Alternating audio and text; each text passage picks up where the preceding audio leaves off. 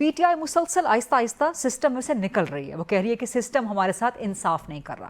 قائمہ کمیٹیوں سے وہ استعفے دے رہے ہیں. تو آپ لوگ ان کو پارلیمنٹ میں واپس لانے کے لیے اگر پی ٹی آئی بھی نکل گئی تو پھر تو سر یہ پارلیمنٹ ربر سٹیمپ بن کے نہیں رہ جائے گی کہ اس میں اپوزیشن کا وجود ہی نہیں ہوگا, صرف ہر طرف ٹریری بینچز چھائے رہیں گے. تو سر کچھ تو کریں ان کو پارلیمنٹ میں واپس لانے کے لیے, ان کو منائیں سر. نہیں, ہمیں کوئی ان کو منانے کی ضرورت نہیں ہے. اگر وہ اس قسم کی حرکت کرتے ہیں, جب ووٹ آف نو کانفیڈنس ہوا تھا تو اگر وہ پارلیمنٹ کو صرف اس لیے پارلیمنٹ سمجھتے ہیں کہ وہ ہمیں حکومت ہماری حکومت بنے, ہم وزیر اعظم بنے تو پارلیمنٹ ہے, اگر ہم نہیں ہیں تو پارلیمنٹ نہیں ہے. اور وہ پارلیمنٹ جس دن عدم اعتماد ہوا تو وہ پارلیمنٹ چھوڑ کے جو ہے وہ چلے گئے. تو پھر کیا پارلیمنٹ جو ہے وہ اس نے اپنی مدت پوری نہیں کی؟ اگر انہوں نے اسمبلیاں توڑی ہیں, اپنی حکومتیں توڑی ہیں, تو کیا سسٹم آگے نہیں بڑھا ہے؟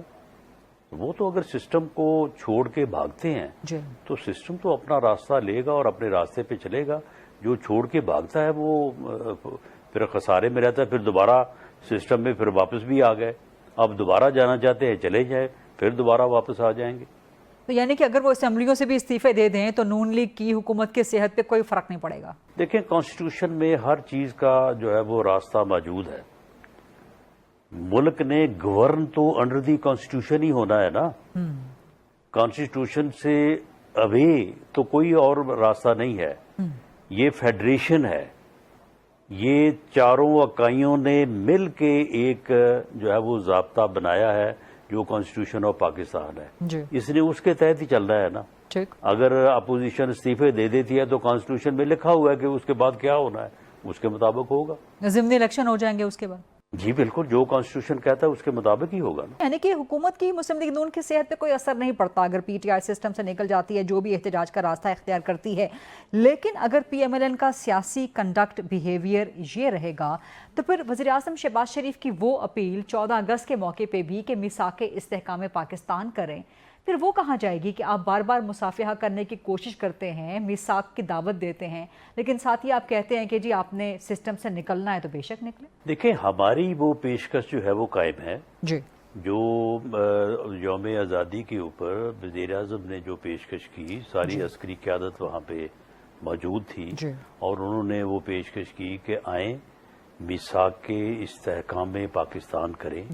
اس میں سیاسی ایشوز کو بھی بیٹھ کے حل کریں, اکانومی کو بھی حل کریں, بلکہ کچھ بنیادی چیزوں کو بیٹھ کے طے کریں کہ کوئی بھی حکومت ہو, کوئی بھی جو ہے وہ گورنمنٹ میں ہو, کسی بھی پارٹی کی گورنمنٹ ہو, ان چیزوں کے اوپر سب جو ہے وہ متفق ہوں گے. وہ جو انہوں نے آفر کی وہ کو ہم نے واپس تو نہیں لی, لیکن وہ دو طرفہ ہی ہوگی نا. دونوں طرفین اپوزیشن یا دوسرے لوگ جو بیٹھیں گے ساتھ تو پھر ہی ہوگا نا. تو ہماری وہ جو آفر ہے وہ قائم ہے. ہم اس میثاق استحکام پاکستان کرنے کو تیار ہیں. تو سر اسی اگر کوئی اور کرنے کو تیار نہیں ہے, ٹھیک, اسی میثاق کے لیے ابھی پی ٹی آئی کو راضی کر لینا, ابھی ان کو منا لیں, ابھی ان کے ساتھ بیٹھیں. وہ قائمہ کمیٹیوں سے نکل رہے ہیں. بیرسٹر گوہر, یہاں تک مجھے یاد آ گیا کہ نواز شریف نے ایک دفعہ کہا تھا کہ یہ ججز بغض رکھتے ہیں اور بڑا سخت سٹیٹمنٹ دیا تھا. وہی سٹیٹمنٹ آج چیئرمین بیرسٹر گوہر دے رہے ہیں کہ ججز ذاتی اختلافات رکھتے ہیں. لیکن ہم نے کبھی بھی جو ہے وہ نہ سسٹم کو اٹیک کیا نہ سسٹم سے باہر نکلے. سسٹم کو جو ہے وہ اٹیک کرنا, سسٹم سے باہر جانا اور پھر سسٹم کو گرانے کی کوشش کرنا جو ہے, یہ تو ملک کی بنیادوں کو جو ہے وہ ہلانے اور ملک کی بنیادوں کو جو ہے وہ توڑنے کے مترادف ہے. اس قسم کی اجازت تو نہیں دی جا سکتی. ریاست جو ہے وہ کسی کو یہ الاؤ تو نہیں کر سکتی کہ وہ ریاست کے بنیادی ڈھانچے کو ہی جو ہے وہ گرا دیں یا اس کو کمزور کر دیں. ایسا تو نہیں ہو سکتا.